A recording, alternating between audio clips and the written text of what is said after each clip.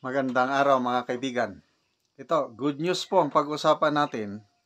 Isang senatorial survey, pinaka-latest November 1 and 2, among 20,000 respondents online. Nako, panalo po, namamayagpag ang 6 na Duterte candidates. Sa Magic 12, 6 ang nakapasok na mga inendorso ni PRRD. Okay, ang nagkandak ng survey is ArcLight followers. Ito, naglalabasan na po ang mga bagong survey o basta kanya-kanyang survey. So, i-share ko lang sa inyo ang resulta.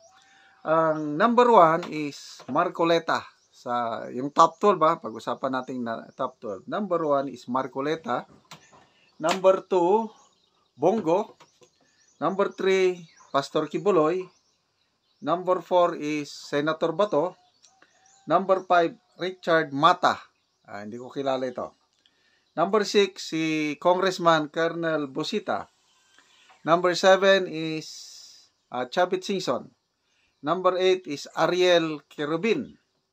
Number 9 is Jimmy Bundok.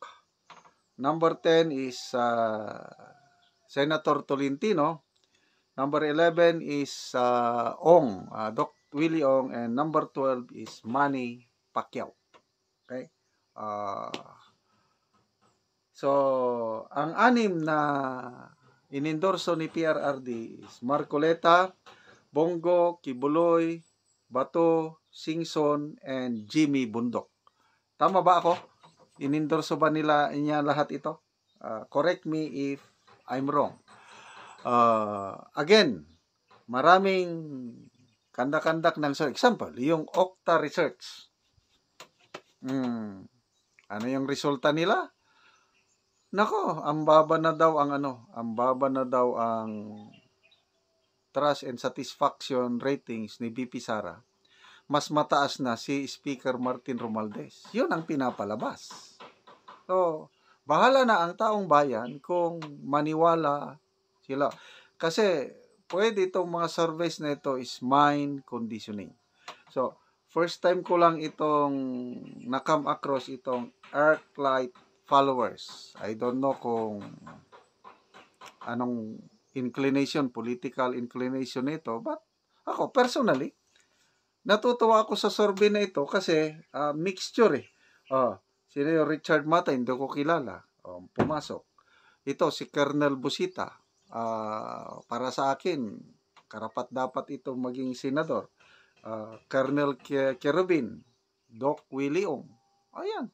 Ito, nalulungkot lang ako. Nakapasok si Manny Pacquiao. Malakas talaga ang hatak ni Manny Pacquiao sa taong bayan. In fairness sa kanya, no? Kasi sa last election, ng presidential election, di ba siya yung number 3? Tinalo pa niya si Lacson at Moreno. So, ibig sabihin, marami pa ring bumibilib kay Manny Pacquiao. In fairness naman sa kanya, kung yung pagiging matulungin, ay totally agree. Matulungin talaga si Manny Pacquiao dahil mayaman eh. Mapagbigay, generous, hindi siya masyadong sakim sa pera. May experience ako nung na-assign ako sa Mindoro.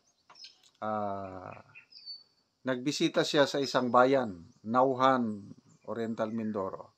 So ako ang sumalubong kasi senator siya. Sinalubong ko siya, makay ng helicopter.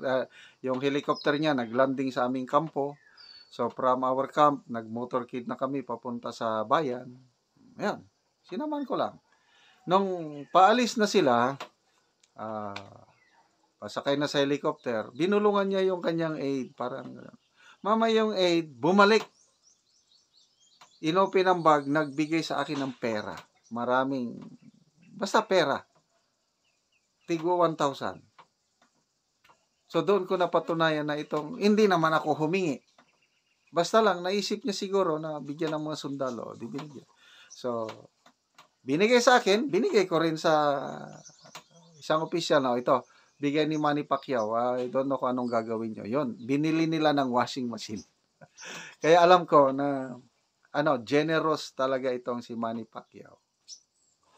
So, but then, kung magiging senador ka, wala ka namang, pag sa senador kasi, kailangan mo ng talino, kailangan mo ng everything.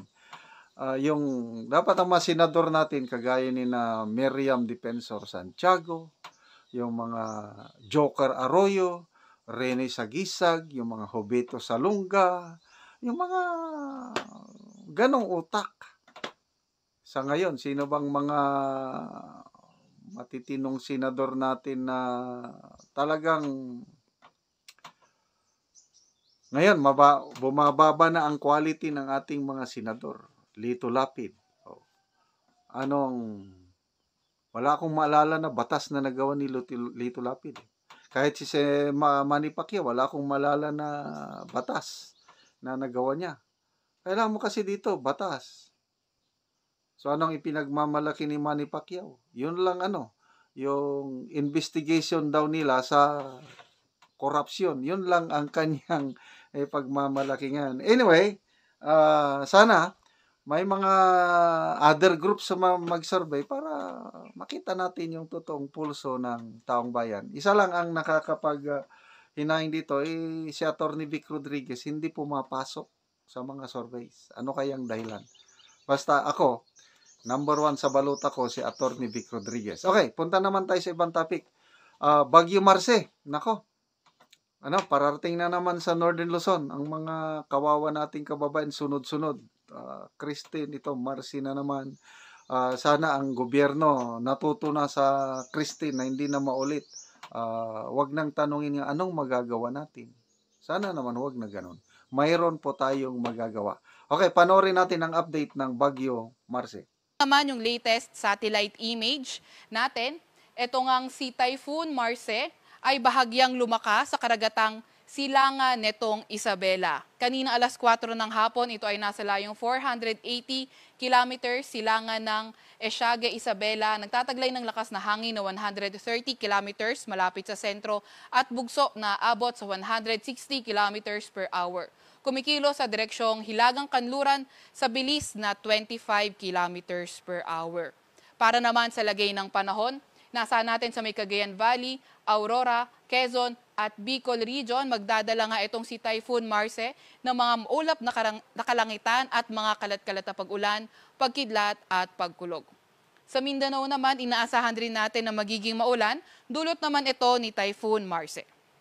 Sa Metro Manila at nalalabing bahagi ng ating bansa, asahan natin partly cloudy to cloudy skies at may mga tsansa nga ng mga localized thunderstorms. Ito naman yung inaasahan nating track o yung pagkilos nga nitong si Marce. Ngayon hanggang bukas, posible nga nitong tahakin yung direksyong west, northwest, bago bumagal at tahakin ang direksyong kanluran sa karagatan silangan ng extreme northern Luzon. Possible ito maglandfall o lumapit sa Babuyan Islands, pati na rin sa northern portion ng mainland Cagayan Thursday afternoon or evening.